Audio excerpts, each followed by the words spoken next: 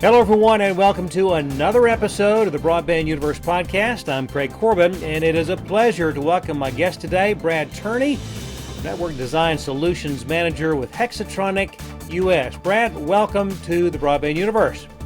Thank you, Craig. So glad to be here and appreciate the opportunity to talk with you today. Absolutely. You know, this is the second in our three-part series exploring microcabling with Hexatronic. You know, in our first conversation, we visited with Benny Blell, the Vice President of Sales. He talked about the value of microcabling systems versus traditional fiber optic cabling systems. And today we'll look at delivering the most reliable and scalable, cost-effective blown fiber solutions. But before we launch into what I think is going to be a very informational conversation, give our viewers a little bit of background on Brad Turney. Glad to do it, Craig. Yes, I've been involved in the telecommunications industry for quite some time, over 35 years. My background is really in the outside plant network, the access network. And, I've done that for many years, done a lot of different things. But really everything that I've done has been involved in that arena, be it engineering, project management, business development, technical sales, things of that nature. And all of that, of course, speaks to the deployment of fiber optics. Yeah. And so I've been working with that for quite some time. That's awesome. When you talk about deployment of fiber optics, we're sort of entering, I guess, what many people call the golden age, given all that's going on. It hasn't happened overnight, but there has been just such a tremendous need for the build out of fiber to the home broadband networks, as well as preparing for 5G deployment, and that has just fueled projects everywhere. And I know that for many, the microduct cable approach has quickly become a preferred infrastructure due to its speed. But let's talk first about how the programs that the federal government is rolling out. Just this week, we had the Broadband Equity Access and Deployment Allocation announcement, the $42.45 billion. That for the next decade, Brad, that is going to fuel projects like you're talking about. Just real quickly, talk about how that's going to impact your part of the industry. Well, absolutely. And I tell you, just a note, Craig, my new role I've only been with Hexatronic for about 18 months, and I'm just thrilled, having a blast working with these guys. We're a small but growing team, and my role is working with supporting the sales team. I work closely with Mark Turner up in Minneapolis, and he's that's more in a business development role. And in that role, I'm educating along with Mark our prospective customers about our system. And then I'm also supporting, once we do bring customers on, I'm working closely with their engineering resources so that they fully understand our system, so that they can deploy it economically. Yeah. One of the things you just mentioned, I think, is key, and that is educating the prospective customers, because there is so much to know and learn about microcabling, and we'll be launching into that in our conversation today. I'm curious, from your perspective, 30,000 foot view, what are some of the trends that are impacting the marketplace with regard to fiber of the home? Well, obviously, really from the customer side, the user side, just the need for internet access. The ongoing escalation of bandwidth growth, with all the apps and the streaming services, it seems that there's a seemingly insatiable appetite for bandwidth. From the operator side, as we get more and more entrants into the industry building fiber networks, just the lowering the total cost of ownership, and then also speed of deployment. having the material available and how quickly it can be constructed. And those are certainly things that we feel like we can help our customers with quite a bit. Let's look at when we talk about the emphasis on a microduct network. I would assume that a Hexatronic fiber to the home design is quite different from one that employs traditional fiber optic cables. Let's talk about the major differences between a traditional design and the Hexatronic solution. Absolutely. With traditional fiber optic deployment, historically, it does involve a fiber distribution hub, which is typically fed with maybe a 12 fiber, maybe a 24 fiber cable. Splitters are housed at that cabinet, but then exiting that fiber distribution hub are rather large distribution cables. In other words, based on the homes that you intend to serve. So, in looking at this diagram here that we're sharing, I'm showing as an example a 288 or a 432 fiber cabinet. Exiting that cabinet might be maybe as big as a 288 fiber cable. That's naturally going to taper at some point as you have a lesser need for fiber. But at those taper points, you're going to have the need to splice that fiber. So I'm depicting the fiber optic splice closure there, and then ultimately feeding a multi-port service terminal to deliver service to the customer. But as you see here, those fiber optic splice closures are going to need some type of protection in the environment. And of course, today we're focusing on the underground solution. Hexatronic offers aerial solutions. We've also got a number of solutions, MDU solutions that Roger will be talking about in a few weeks. But what our solution will do is it allows us to eliminate these handholds. It allows us to eliminate the placement, defer the placement of the fiber cable, which is, of course, a huge CapEx savings. That is massive. You're talking about not needing handholds, no pedestals. Right. You don't have the F2 fiber placement, and going back to the fact that there's not the need for immediate splicing. That's a big part of the conversation. Right. And Craig, that plays into this funding we were talking about, because the metrics that are looked at in this space are homes passed and homes connected. Well, a lot of the guys that are chasing funding in this industry, they want to meet that homes passed threshold. So if you want to do it with a traditional deployment, you're going to be placing that fiber, you're going to be splicing that fiber, you're going to be housing those splice cases in handholds, pedestals of that nature. But that fiber has got to be spliced basically to the curb to meet that homes passed threshold. So again, when you think about it, you're placing and splicing a lot of fiber that will never be activated, because you're not going to receive 100% take rate. And immediately then you're talking about an investment in the infrastructure that literally is just sitting there, right, not bringing value for the provider. And so that's a key part of it. And I think that also goes back to, and your reference to the BEAD funding, I think, is important, because with all of these programs, there are thresholds that have to be met by the providers with regard to the build out of their networks, given whatever the plan is, but they have to meet those thresholds. And so being able to meet that is a big part of the conversation. Absolutely. So if we take a look at Hexatronic's answer to that situation, and this next visual here, again, we are going to have the fiber distribution hub. In our case, I like to think of it as it's really a microduct network distribution point. At least that's what it is at the homes passed, in the homes passed phase.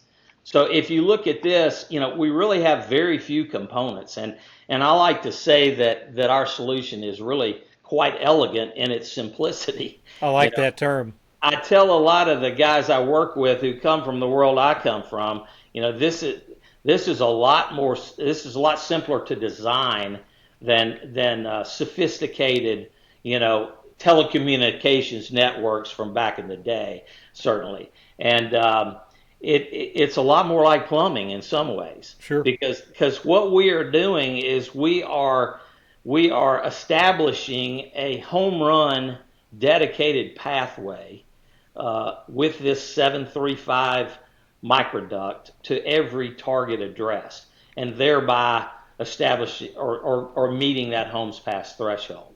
So again, referring to the visual here, we do have the fiber distribution hub uh, as the centralized, or in our case regionalized, part of the network. Right. The I've got the uh, the microduct assembly itself shown here on the visual, and also holding one up. This is a duct access point. Okay. So what I'm showing here is this is a 12-way microduct assembly, and what we're depicting here is coming from the central office side over here.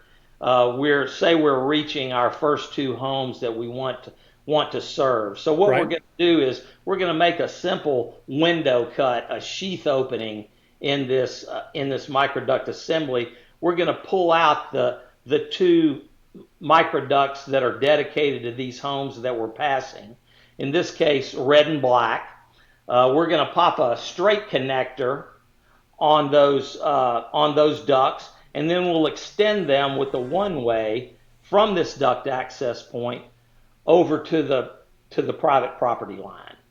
We'll put an end cap here to seal off those ducts going to the field, which are no longer in use. Right. But anyway, that gets us to the private property point. The next item on the visual here is what we call the Toby box, Okay. and it's essentially just a yard chamber, a flower pot. A lot of people know them as that, and really the purpose of that Toby box is simply a place to land that one-way microduct for future extension to the home at such time that the customer may request service. Providing flexibility. Exactly.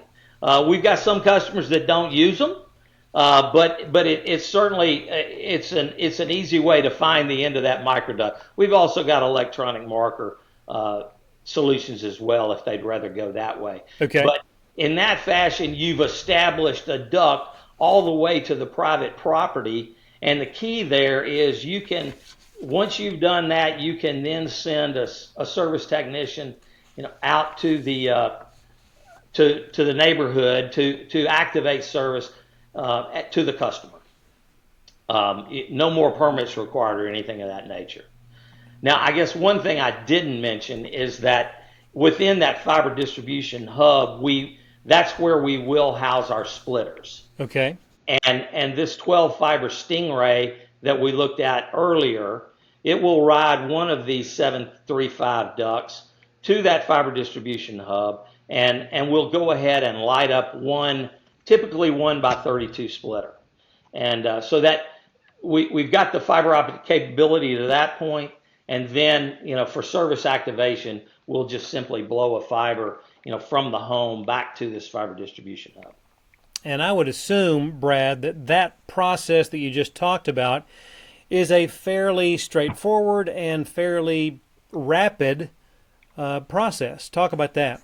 Absolutely. You have a little setup time in setting up our blowing machine and your compressor. We estimate 10 to 15 minutes maybe to do that, but the blowing process itself is very quick. It blows at over 300 feet a minute, so it really doesn't take very long. We set these fiber distribution hubs throughout the neighborhood. Our sweet spot is a 96 port capacity. So you're really not going that far, to each home, and Gotcha. so it can be done very quickly. That's Install the beautiful. customer termination box, and you're good to go. That's awesome. Well, let's take a look at sort of doing an analysis, if we could, of this, just so that we can get our head around a deeper understanding of the cost savings that the Hexatronic solution offers. Obviously, we've already talked about homes passed and homes connected, but talk about how that all is part of that overall analysis. So, Craig, I wanted to spend a few minutes to go through a business case that we worked with on with one of our customers last year over in North Carolina, and we got a visual up here to look at a subdivision that they actually built out last year, and it's a very typical subdivision that we find that our customers where they're deploying fiber today. Nice. This is a 180 home subdivision. It's very typical with the main entrance here that you see coming off the main road. Several cul-de-sacs throughout. Now, what I would tell you is that in a traditional fiber optic deployment, you would typically see probably a fiber distribution hub tucked just inside the neighborhood entrance. I know we've all seen, telecommunications cabinets like that through Right. the years. And from there, they would then deploy the fiber cable that we've talked about. They taper it throughout the subdivision, utilizing those handholds and splice closures, and Right. ultimately setting up multi-port service terminals. In our case, what we do, you can see here that we have divided this 180 home subdivision into two fiber serving areas Right. depicted by the aqua lines, Right. and place two fiber distribution hubs within that development. So what we will do is from our fiber access meet me point, as we call it, where we're Right. going to pick up our fiber here at the front of the subdivision. We'll bring that light yellow line there depicts simply a one-way 735 duct. That you might want to place more than that, but that's all that's really required. So Okay. all we're gonna blow into that subdivision is that same 12 fiber 1.1 millimeter fiber cable that I showed you earlier, and in other words, we will build the fiber, or I'm sorry, the microduct network Right. to carry that, and so it will come to the first FTH, and we use the term daisy chain. We'll daisy chain from that point to the second FTH, and in doing so, we establish fiber to those fiber distribution hubs so that we're ready to serve anybody within the subdivision. Nice. I'll drill in just a little bit closer and show you, a little closer look at the network. Again, you see that one way coming in depicted in yellow. I'm using the green depicts 24-way duct. Okay. The purple depicts 12-way duct. And the 24, 12, and one way are kind of our standard. We've got multiple sizes, 12, 19, 7, 4, and 2 in there. And but most of our customers will standardize on a few sizes so they don't need to manage too many reels out there in the field. Interesting. But leaving that fiber distribution hub, in the best scenario, again, we utilize 96 port fiber distribution hubs, Okay. and that works out real nicely with 1x32 splitters. And most of our customers are using those. Typically, there'll be a 1x2 splitter to the north of that for an ultimate 1 to 64 delivery to the customer. But we'll place the 1x32, so 3 times 32 gives you 96, and it's a nice fit with this 96 port cabinet. So best case scenario, looking at one of the visuals where we're drilling in here, you'll see you'll see three of the green 24 ways heading to the east and then splitting off north and south, and you actually see a green and a purple heading to the west, which would be a 24 and a 12, so 36. But really just getting to enough microduct assembly capacity to serve the homes that you're trying to serve. Awesome. That's exciting. The other thing I'll point out, in our typical design, we will place our main microduct assembly on one side of the road. Okay. And then we'll cross to pick up typically 2 homes on the other side. So you see that depicted here with the light yellow. The black dots that are on the screen here represent our duct access points that I held up before. So you're going to place that microduct assembly along the road. You're going to build your duct access point, and then from there you're going to simply kick out with these 2 ways to our Toby box. And I'll hold up our Toby box. It's just a small yard chamber, not very imposing at all, being placed in the yard. Exactly. And again, that's just a landing point for these microduct drops. And when I speak of this, most of our customers are involved in success-based deployments. Right. So in other words, they're not going to extend that microduct and blow that fiber to the home if they don't have a service order. So, in the event that you have a situation where you have maybe a deal with a homeowners association, no need to place this Toby box. Just place that microduct all the way to the home and go ahead and blow the fiber and activate the service. And to your point, that is a direct cost savings. And when we begin looking at the numbers of this, right, that makes a tremendous difference versus a traditional implementation and right, something that provides, again, ultimate flexibility for right, a developer as they build out a new subdivision. Yes, you defer the cost of that fiber placement until the service activation, which is very key. A big part of the conversation is getting to the dollars and cents, the actual analysis of how much one could save by taking this approach. Talk to us about that. Absolutely. So I know I've talked a lot about it. If we'll just get quickly to a little summary of the analysis we worked through when we built the white paper. And again, we break this into homes passed and homes connected. Look at the material and look at the labor. But just a quick look at that, you'll see that the conduits, we categorize this into conduits, cables, and connectivity. There's not a big difference on the conduits themselves, a little more on the conventional side due to all of the hand holes that are involved. The cables, as we talked about, we're not gonna place much cable in the homes passed piece of it. So quite a bit more there on the conventional side. But then the big number is the connectivity, and you've got the fiber distribution hub in both solutions.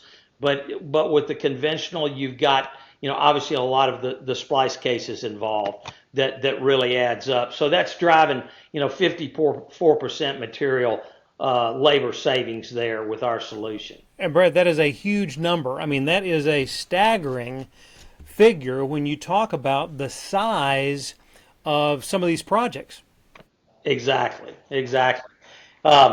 I tell you, when you start looking at the labor end of it, obviously it's expensive to directional bore and put this conduit in the ground. And that's overwhelmingly the biggest needle mover that you'll see. So you see the huge numbers here. We're a little bit more expensive there on getting the conduits in the ground. Obviously, we've got to dig the pits for the duct access points and get that built. Again, placing of the cables, we're not placing much. We're placing that Stingray to light up the FTTHs.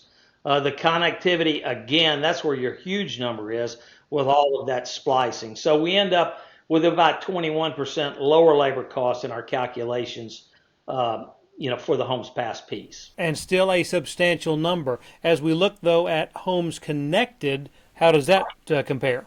Well, that flips a little bit. We feel like we can save you a bunch, but if you think about it, I like to say that we really eliminate the F2 portion of the network. In other words, we don't place any of that distribution fiber, therefore we don't splice it. However, when we go to activate service, you realize we've got to go a little bit further to get back to that fiber distribution hub than the conventional method goes in getting to the MST, the multi-port service terminal. So if you look at the breakdown there on the material, we've got some cost for the conduit. We're going to extend that conduit to the home when we get that request for service activation. That's not necessary in the conventional, as they're just going to place a fiber drop. And then you look at the rest of it there. The cables is about a wash. Ours, again, is a little more because we're going further. And then the connectivity is about a wash. But again, 44% higher material cost in our case there. So, we're eroding a little of those savings as we activate service. Gotcha. But when we add everything in together, when we look at projected savings with the Hexatronic solution, it's pretty impressive. Yeah. So, just our final graph where we tried to summarize the projected savings, this would indicate close to 30% from our calculations in cost savings on the homes passed portion of the build. Again, a little more cost to connect the service, but we feel like if you've got a 50% take rate, it looks like we're still about in a 25% savings overall. So I feel like yeah, I'm sorry about that, but impressive numbers. Yeah. Well, a lot of our new customers are seeing that and moving our direction. It's very exciting. Absolutely. And I know for someone that's been in the industry as long as you have, that's exciting to see what the impact that it can make, especially given the need for expansion of fiber in so many places. Final thoughts as we wrap up today, Brad. Absolutely. Well, just again, I'm just so enjoying being a part of the Hexatronic team. Yeah. Great group of guys, a small team, but a growing team.